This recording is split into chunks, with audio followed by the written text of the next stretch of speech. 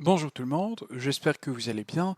Dans cette vidéo, aujourd'hui, on va discuter une entité tumorale, non pas seulement de la vessie, mais aussi les autres parties de notre appareil urinaire. Là, on va trouver un épithélium de type urothélial, notamment les voies urinaires, ça veut dire l'urtère, l'urètre, et aussi au niveau des voies pyélocalicielles. Il s'agit du carcinome urothélial papillaire de bas grade.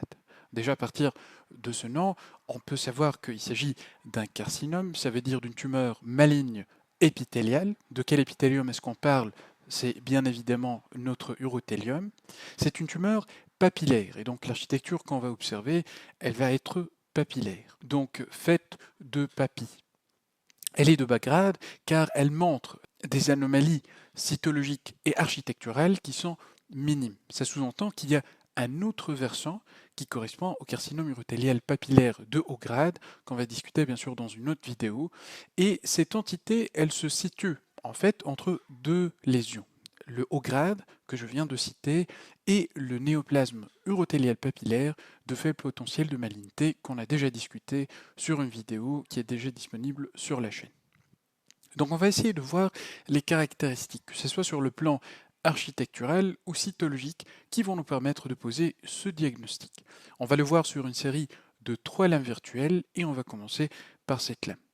Avant de commencer avec les lames virtuelles, j'aimerais insister sur deux notions qu'on va utiliser pour les 3 cas qu'on va étudier.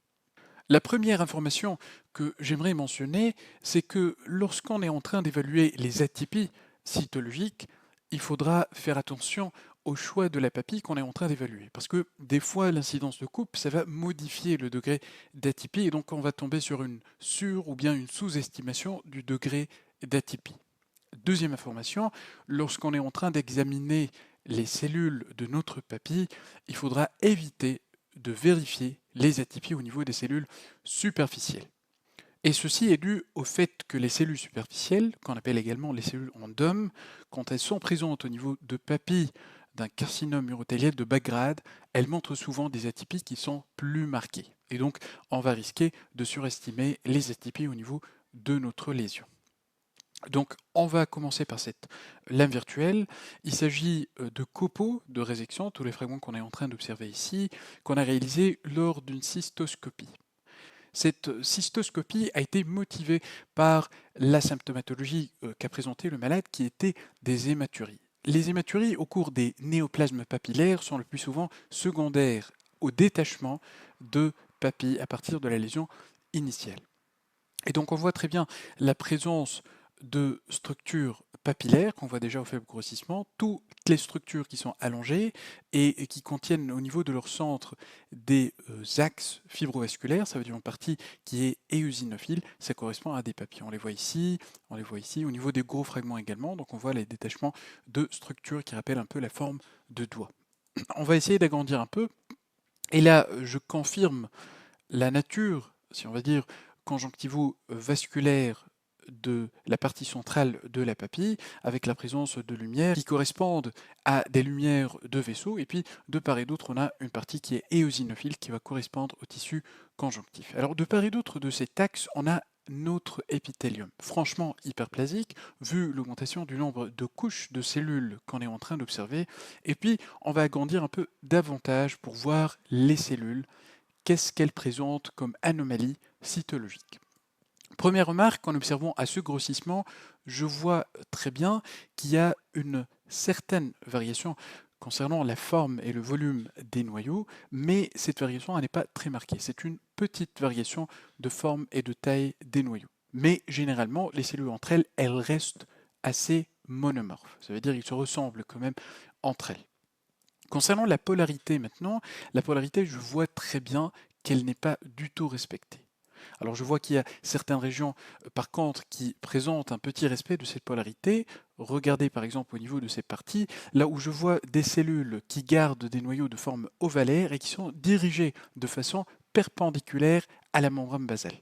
Mais sur la majeure partie de cette papille, ce n'est pas le cas. Regardez par exemple à ce niveau, on a des cellules qui présentent des noyaux qui sont de forme ovalaire ou bien un peu allongés et qui sont dirigés autrement. Ça veut dire que pas tous les noyaux sont dirigés de façon perpendiculaire par rapport à la membrane basale. En plus de ça, non pas tous les noyaux ont une forme qui est ovalaire, mais on a une certaine tendance à avoir une forme qui est plutôt arrondie, comme par exemple ce noyau, celui-là ou bien celui-là aussi.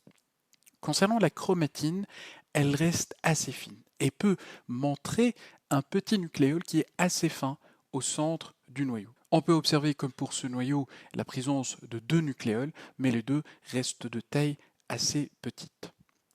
Alors, comme je disais, pour les cellules superficielles, il ne faudra pas les examiner et juger sur ces cellules pour dire s'il y a ou pas d'atypie, parce qu'on voit très bien qu'à ce niveau, on a des noyaux qui sont arrondis, de forme irrégulière, et puis la chromatine, elle aussi, elle a une teinte qui est foncée, ça veut dire que c'est des noyaux qui sont sièges d'hyperchromatisme, donc jamais jugés sur les cellules superficielles. Donc c'est un foyer aussi qui présente à ce niveau des noyaux qui ont une forme un tout petit peu irrégulière, avec des contours qui sont un peu irréguliers et qui ont tendance à être arrondis plutôt que de présenter une forme ovalaire caractéristique des cellules intermédiaires. Alors concernant les mitoses maintenant, si on essaie de les chercher, on va trouver quelques-unes. Mais en général, les mitoses restent rares. Par exemple, si je cherche, je vais tomber sur une mitose qui est là et une autre qui est là.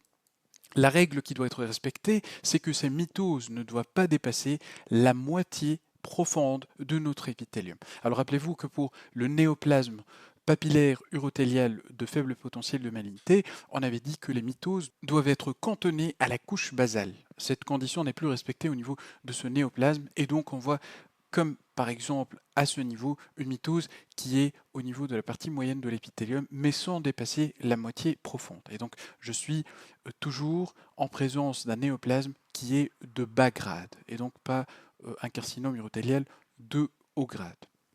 Donc c'était en général les caractéristiques les plus importantes pour poser le diagnostic d'un carcinome urothélial d'architecture papillaire qui est de bas grade. Donc on a vu une petite variation concernant la taille et la forme des noyaux, mais les cellules restent quand même assez monomorphes entre elles. Voilà. Donc on va passer maintenant à un deuxième exemple.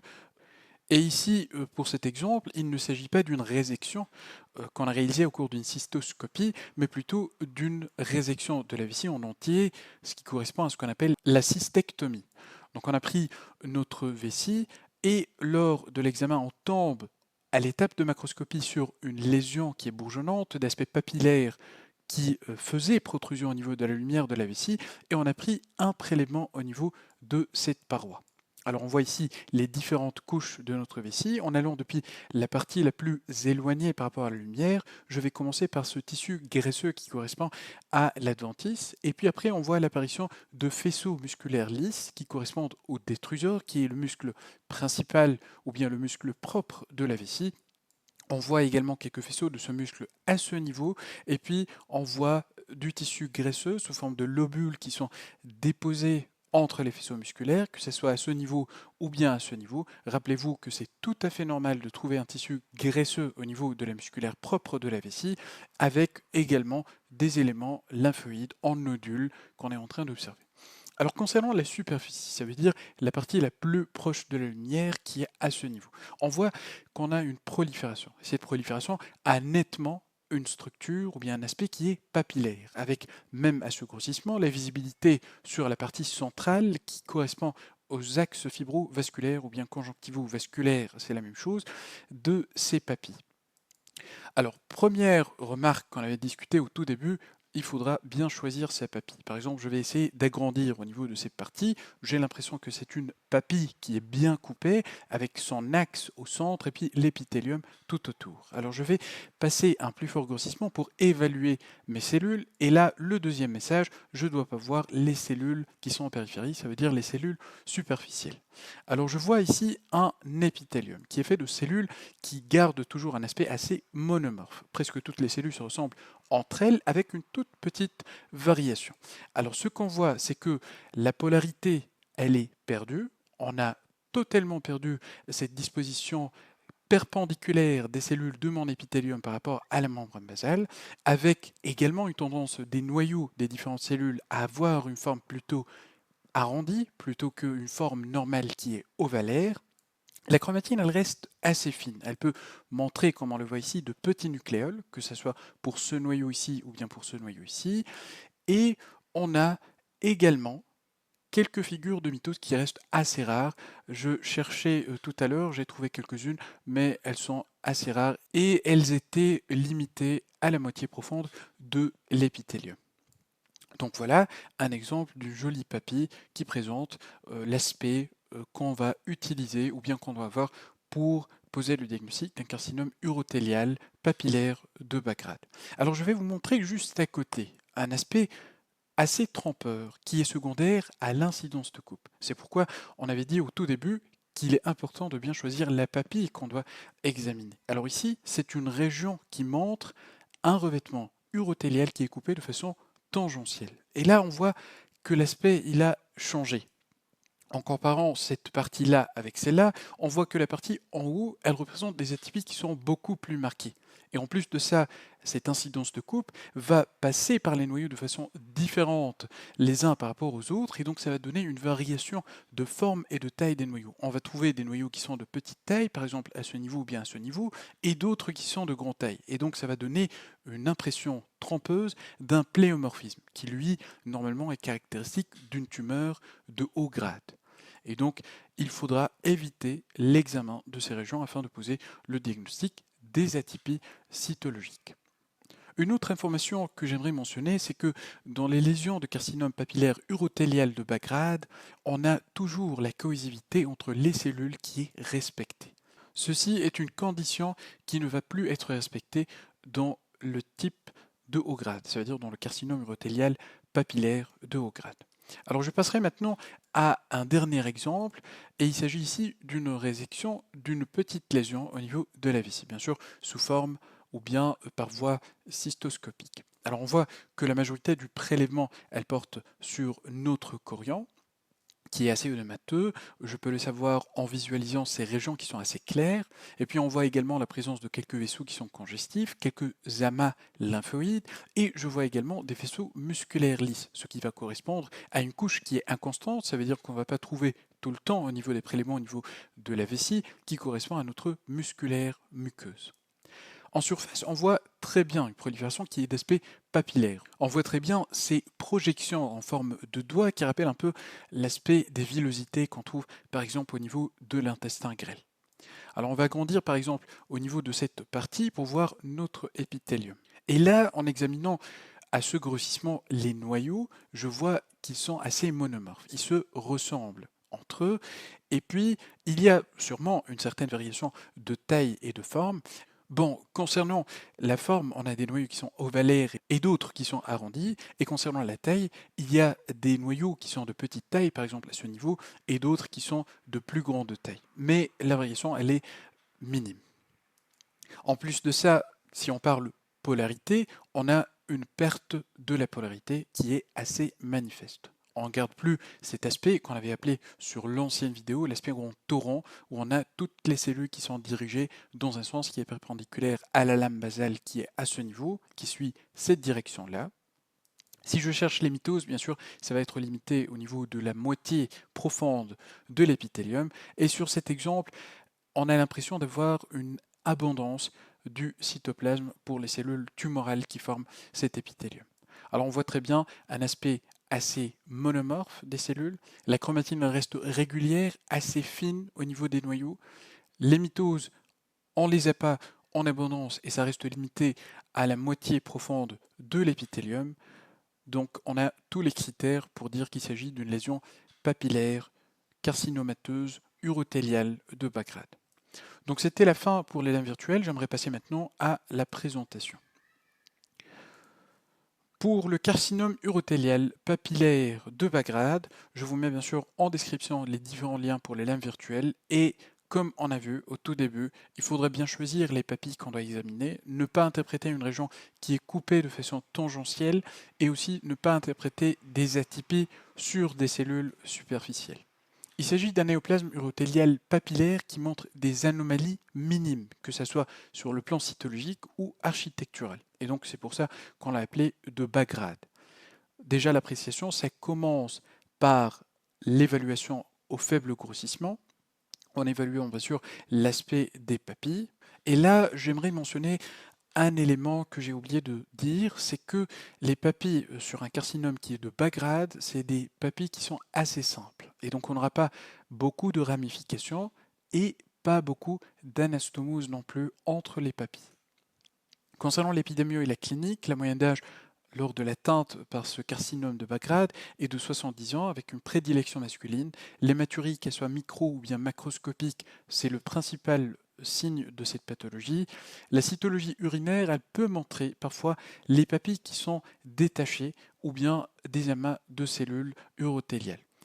Le principal problème lors de l'évolution de ces lésions, c'est la récidive. Et vous voyez le chiffre, on a fréquemment des récidives avec une fréquence qui varie entre 48 à 71%.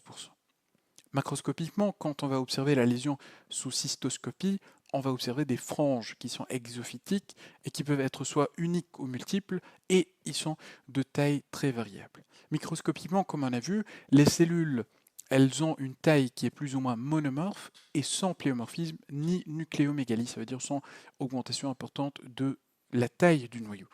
On peut accepter de petites variations des tailles des noyaux. On aura la perte de polarité, et donc on aura plus cette disposition perpendiculaire à la membrane basale des noyaux des cellules tumorales. Les noyaux sont souvent arrondis, comme on l'a vu sur les trois exemples. Les anomalies de contour peuvent être observées. La chromatine, elle reste fine ou bien alors montrer quelques anomalies. Les mitoses sont rares, mais surtout limitées à la moitié profonde de l'épithélium. Les nucléos sont parfois présents, mais restent de petite taille.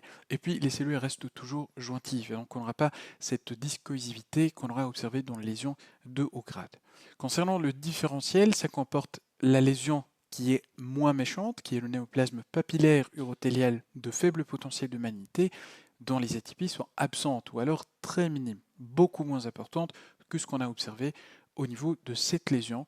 Et c'est surtout la polarité qui va faire la différence parce qu'elle reste toujours conservée pour ce type de lésion. Le carcinome urothélial papillaire de haut grade, il montre des atypies qui sont de haut grade, avec la nucléomégalie, la chromatine anormale, les contours irréguliers, les mitoses qui sont fréquentes, la discoïsivité, ainsi que probablement une invasion associée. Le troisième diagnostic différentiel, c'est la cystite polypoïde. Donc ce qui va rester pour la prochaine vidéo, ça va être le carcinome urothélial papillaire de haut grade. J'espère que ça a été utile concernant ce sujet de carcinome urothélial papillaire de bas grade. J'aimerais avoir vos suggestions de sujets à discuter sur la partie des commentaires et on se dit à très bientôt.